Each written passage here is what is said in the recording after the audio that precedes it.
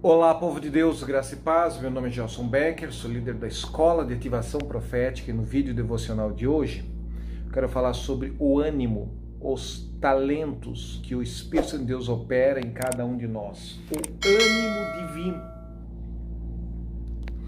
Em João capítulo 16, versículo 8, fala assim, e quando ele vier, Jesus, falando do Espírito Santo, convencerá o mundo do pecado, da justiça e do juízo. Do pecado porque não creem em mim, da justiça porque eu vou para junto do meu Pai e não me vereis mais. Do juízo porque já o príncipe deste mundo está julgado. Ainda tenho muito que vos dizer, mas vós não o podeis suportar agora. João capítulo 3, versículo 17 diz assim, porque Deus enviou o seu Filho ao mundo não para que condenasse o mundo, mas para que o mundo fosse salvo por intermédio dele. É a nossa fé nele que nos salva. Há uma diferença muito clara entre sentir-se culpado e ser convencido espiritualmente pelo ânimo, pelo talento, pela habilidade do Espírito Santo de Deus que nos convence do nosso erro. O Espírito Santo de Deus, ele não acusa, os demônios é que nos acusam, a nossa própria alma, a nossa própria mente, a nossa própria consciência nos acusa. Uma vez expostos e participantes da luz, da revelação, não correspondemos a essa luz, nós nos sentimos culpados. Entenda, a religião sempre precisa de culpa. A religião precisa de culpa para manipular, para ofender, para chantagear, para arrancar a oferta. O Espírito Santo de Deus convence. Ser convencido, ter uma profunda convicção de pecado não é ruim, é maravilhoso. Ter uma profunda convicção de condenação, falta de esperança, rejeição, abandono, é demoníaco, é maligno. Então, se o religioso faz isso, promove isso, não é inspirado pelo Espírito Santo de Deus. O Espírito Santo de Deus convence. Ele produz uma convicção, é um ânimo, é um talento, é uma habilidade, é uma operação e uma função do Espírito de Deus nos convencer do erro. E não espere que ele te acuse do erro. Normalmente quem faz isso são os religiosos, os parentes, os amigos de Jó, que vêm com um espírito crítico de acusação. Eu costumo dizer que o sistema religioso evangélico desperta na alma da pessoa sempre uma ganância. Na grande maioria, desperta uma virtude pelo trabalho. Seja protestante, seja evangélico, seja pentecostal, neopentecostal, a máxima do pensamento protestante, a máxima de Weber, sempre foi essa ideia de que o trabalho dignifica o homem. E de que você tem, agradece o que tem e se esforça para obter mais. Essa é uma característica da teologia protestante, da teologia neopentecostal. Despertar na alma o desejo de ir além, de ir mais longe, de adquirir mais. Eu tenho um carro, eu quero adquirir um carro mais caro, um carro melhor. Eu viajei um país, eu vou viajar 3 países. Não é nada de errado nisso, tem textos bíblicos para isso. O que existe às vezes é um desequilíbrio imaturo nesta alma insaciável, que nunca se dá por satisfeita com nada. E isso tem que ser corrigido e amadurecido, moderado. O católico já não. O católico já faz você se sentir culpado porque você tem 2 carros. Ele faz você se sentir culpado porque você tem uma casa para morar na cidade e uma casa de praia. O católico, ele diz, como você pode ter 2 carros sendo que tem um pobrezinho que não tem carro nenhum? Como é que você pode ter 2 casas e uma casa na praia, uma casa de campo e outros que não têm onde morar? Falta também a maturidade, falta também o equilíbrio e a luz do bom senso, porque talvez alguém tenha 2 casas, não porque ganhou na sorte, porque ele acordou mais cedo, ele dormiu mais tarde, ele foi diligente com o pouco, ele aprendeu a ser fiel, dizimista, e foi semeando pouco e foi colhendo pouco até que platôs de autoridade e energia financeira foram galgados para ele colher o que ele está colhendo hoje. Então o católico é comum, a teologia católica, fazer você se sentir culpado se você é bem sucedido. E a evangélica despertar em você ganância ou um falso senso de fé para adquirir mais, para ir mais longe, para voar mais alto. Bom, os dois estão errados. Nenhum desses sentimentos é do Espírito Santo de Deus. O Espírito Santo de Deus não acusa, não constrange, não faz você se sentir culpado, nem condenado. O Espírito Santo de Deus, ele convence, ele possui a habilidade de gerar um profundo senso de convicção do erro, e com ele, então, uma decisão é nossa responsabilidade. O Espírito de Deus não decide por mim. O Espírito de Deus não decide por você. A decisão é nossa de mudar. E ainda que com poucas forças, com os joelhos trêmulos e as mãos cansadas, essa decisão faz com que o poder de Deus se aperfeiçoe em nossa fraqueza, dia após dia, de glória em glória. Segundo ponto que eu quero falar para você: ânimo, talento, habilidade do Espírito de Deus para aconselhar. Ser treinado por nossos mentores, nossos líderes, pastores, líder de célula, discipulador, é muito bom, é muito importante. E há uma inspiração e uma capacitação do Espírito Santo de Deus para você que recebe e para você que se dispõe a ensinar a palavra de Deus. É uma operação primária do talento, da habilidade do Espírito Santo de Deus, do ânimo divino. Ser treinado pelo Espírito Santo de Deus, o qual Jesus disse que vai nos fazer lembrar dos seus ensinamentos, é um segundo nível de intimidade e comunhão.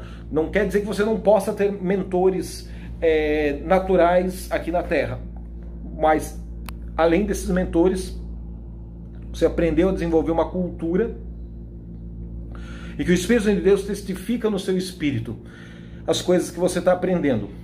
Por fim, existe um nível de intimidade em que o próprio Pai fala contigo, fala comigo, fala conosco, e o Pai nos treina. Ser treinados pelo Pai é um protocolo de intimidade e comunhão mais profundo do que ser treinado intuitivamente pelo sussurro suave do Espírito Santo. E é Ele quem nos faz lembrar todas as coisas que Jesus ensinou aqui na Terra e ficaram registradas nas Sagradas Escrituras. Pois bem, João capítulo 14, versículo 26 diz assim: mas aquele Consolador, Ajudador, Auxiliador, Paracletos, conforme a sua tradução aí, o Espírito Santo, que o Pai enviará em meu nome, esse vos ensinará todas as coisas e vos fará lembrar de tudo quanto vos tenho dito. Já não falarei muito convosco, porque se aproxima o príncipe deste mundo e nada tem de mim. Isso é um ânimo, isso é um talento, isso é uma operação de Deus para nos ajudar a aconselhar, a consolar os feridos, os quebrantados, o espírito oprimido. Existe uma terceira operação do Espírito Santo de Deus que eu quero compartilhar com você, que é o ânimo, é o talento, é a habilidade divina de ter compaixão. Não só Deus sente compaixão do miserável, do pecador, do perdido, como ele também sente nojo do pecado. É difícil entender isso, né? Um Deus que sente nojo e abomina a atitude pecaminosa, mas ama, perdoa e expressa misericórdia para com o pecador quando ele é um instrumento, um aparelho de multiplicação de iniquidade. Isso não tira a responsabilidade dele pelo pecado, mas isso também não tira a opressão demoníaca sobre a mente dele. O obsessor, o perturbador, o perseguidor familiar, o demônio que repete ciclos e arquétipos históricos, familiares, constelações malignas que se repetem na estrutura de iniquidade desse indivíduo. Ele é responsável, sim, uma vez que recebeu a luz da palavra, tem que dar uma resposta de joelhos junto à cruz do Calvário, porque somente pelo poder daquilo que já está consumado é que algo vai mudar e melhorar na sua história. Mas ele também é, sim, vítima de um sistema, vítima de uma opressão demoníaca. E essa opressão demoníaca é real e está ao nosso derredor. Por fim, tornar-se um cara maduro, sensível espiritualmente, não só aos meus problemas, às minhas necessidades, mas tornar-se maduro e sensível aos problemas dos outros. Isso se chama compaixão. Compaixão é a habilidade do Espírito Santo de Deus no espírito humano de fazer sentir a dor do outro. Então você tem o espírito de compaixão.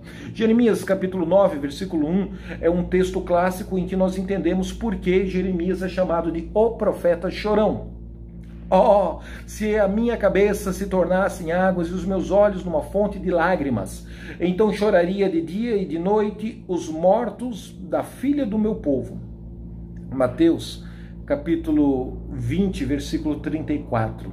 Então Jesus, movido de íntima compaixão, tocou-lhe os olhos e logo se lhe abriram e viram. E eles o seguiram. É comum um cara ficar orando: Deus tem compaixão de mim, Deus tem misericórdia de mim, cura a minha unha encravada, cura o meu câncer, cura o meu Covid, cura a minha cegueira. E aí Deus não cura, você fica com o sentimento de que Deus é um carrasco que não teve amor por você, mas o outro da fila ali, 3 corredores de 3 carreiras de cada cadeira no banco da igreja para frente, 2 para a esquerda, aquele ali foi curado. Não, aquele ali Deus ama, Deus rejeita. Aquele ali é o Abel, eu sou o Caim. Aquele ali é a ovelha boa, eu nasci predestinado para ir para o inferno. E começa uma série de abobrinhas na cabeça do caboclo, porque ele não entende isso. Olha, o Espírito de Deus se move no espírito humano com íntima compaixão, porque esta é a chave.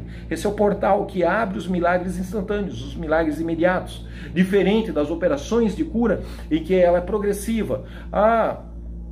Estou vendo homens como quem vejo árvores, estou vendo homens lentamente. E uma oração, 2 orações, 3 orações, 6 meses depois da oração, ele foi curado da enfermidade. Não tem nada a ver com Deus amar mais alguém ou amar menos alguém. Não. Tem a ver com o Espírito de Deus se mover com intimidade. Muitas vezes eu orei por pessoas que eu precisei sentir compaixão e me identificar com o problema dela. E não consegui me identificar. E a oração foi superficial, não foi... Melhorou alguma coisa, mas não melhorou tudo. Muitas vezes eu senti a dor do outro. O Espírito de Deus encarnou no meu espírito um peso de intercessão. Eu não só me coloquei na brecha, eu absorvi aquela coisa, mandei embora e a pessoa foi instantaneamente curada. Nem todos os dias você está afim de orar, nem todos os dias você está afim de interceder. Existe uma outra aula nossa da Escola de Ativação Profética, que é quando o profeta, o homem de Deus, está num quadro de fadiga de compaixão. Elias teve fadiga de compaixão, Eliseu teve fadiga de compaixão, Moisés teve um quadro de fadiga de compaixão, Jesus manifestou um quadro de fadiga de compaixão. Depois de multiplicar os pães, voltaram de novo atrás dele, atravessaram o mar da Galileia com os barquinhos. Jesus disse: olha, vamos plantar batata, vamos catar pouquinho, vocês só vêm aqui porque eu multiplico o pão e peixe. No fundo, vocês não querem saber muito da minha palavra, do que eu tenho para ensinar. Foi o dia que Jesus perdeu um grande número de seguidores, que daquele dia em diante não o seguiram mais, dizendo que essa palavra era muito dura. Jesus, na sua manifestação humana, cheio de comunhão com o Espírito de Deus, ficou de saco cheio e teve um quadro de fadiga de compaixão. E João Batista, então, é o personagem principal desse contexto de fadiga de compaixão.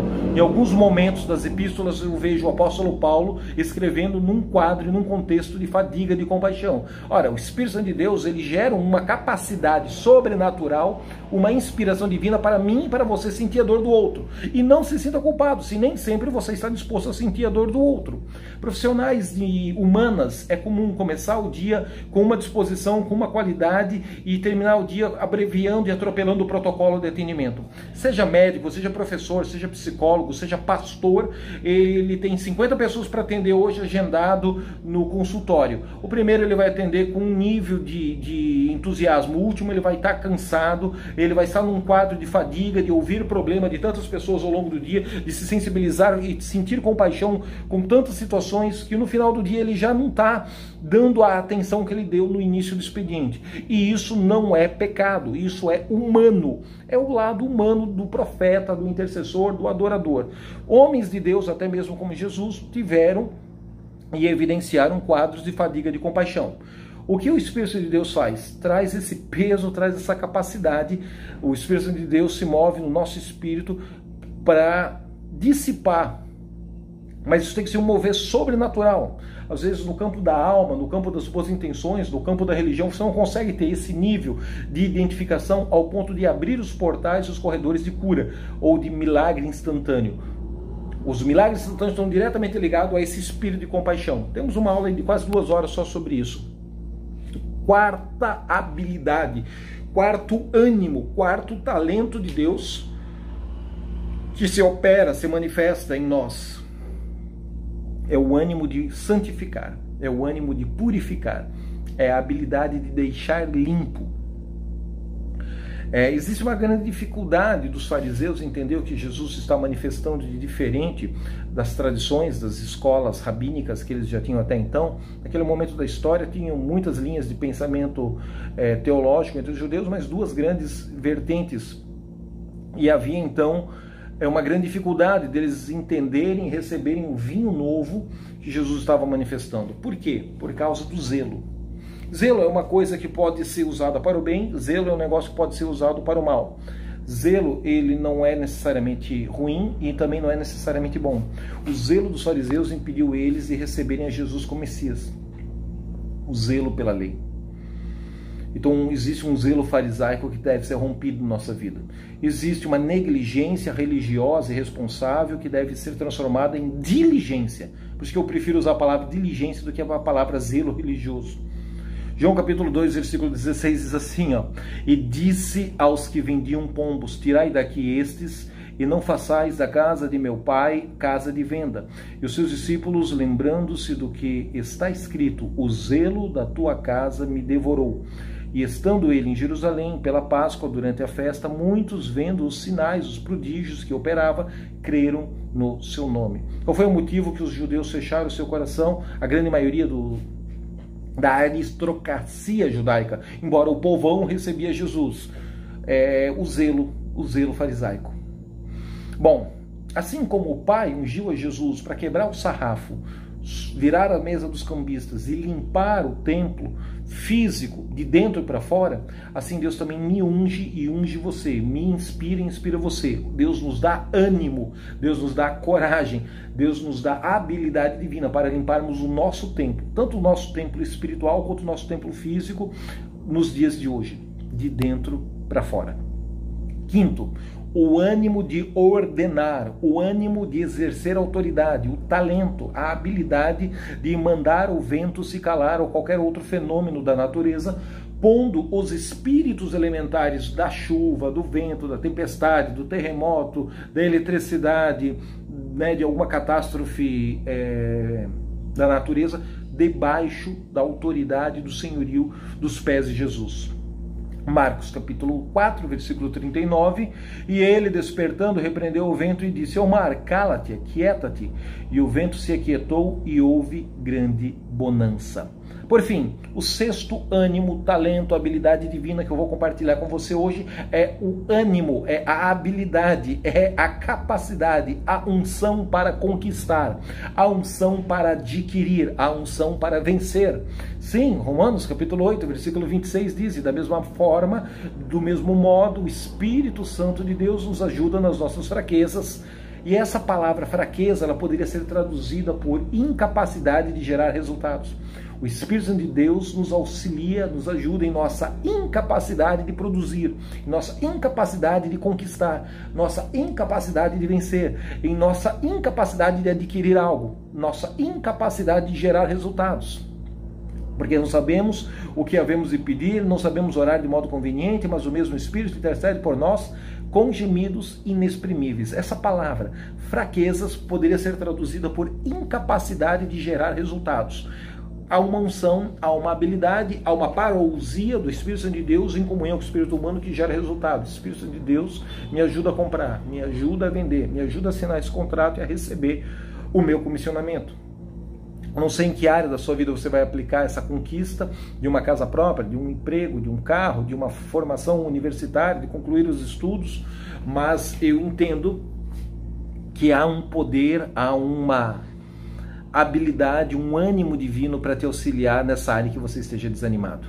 1 João, capítulo 3, versículo 8. Quem pratica o pecado é do diabo, porque o diabo peca desde o princípio. Para isso o Filho de Deus se manifestou, para desfazer as obras do diabo. Não como Caim, o irmão de Abel, que era do maligno e matou o seu irmão. E por que causa matou o seu irmão? Porque as suas obras eram más e as do seu irmão eram justas. 1 João capítulo 5, versículo 4. Porque todo que é nascido de Deus vence o mundo. E esta é a vitória que vence o mundo, a nossa fé. A nossa fé em quem? nossa fé no positivismo, a nossa fé nessa teologia confusa de nova era? Não, a nossa fé em Jesus, na obra redentora da cruz do Calvário. É essa fé que vence o mundo. Então existe um grupo teológico que só fala de vitória, vitória, vitória, vitória, até enche o saco, né? Perde o equilíbrio. Mas também existe um código bíblico de vitória. Há uma parousia, uma habilidade, um ânimo, uma inspiração divina para conquistar, para adquirir, para vencer. E eu te abençoo com essas 6 manifestações, com essas 6 operações, com esses 6 talentos do Espírito Santo de Deus, para te capacitar, te inspirar e te fortalecer ainda mais. Sigamos juntos, unindo nossos dons, nossos talentos, manifestando a glória do Senhor. Deposite sua oferta, mande seu pedido de oração. Estamos nos preparando para jejuar, orar, subir o monte. Vamos manifestar a glória do Pai e pôr em liberdade todos os espíritos elementares que estão sofrendo, gemendo de uma forma aprisionada pelo pecado. Compartilhe esse vídeo, inscreva-se, converse com seus amigos, polemize, deixe Deus te usar. Até o devocional de amanhã, em nome de Jesus.